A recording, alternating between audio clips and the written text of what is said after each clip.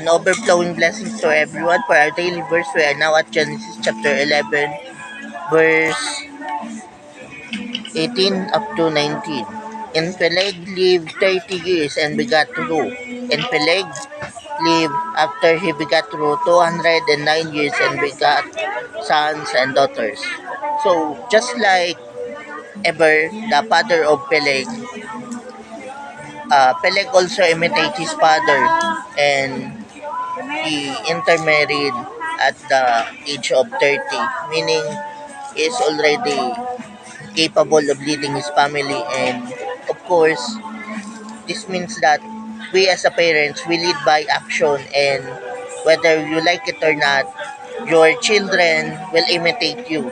And just like Peleg, he imitated his father Eber, and that's why he too served God.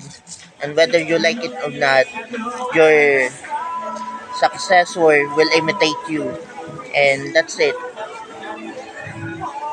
We must continue to serve God, and by that, with our action, our children and soon even grandchildren will imitate us in serving God.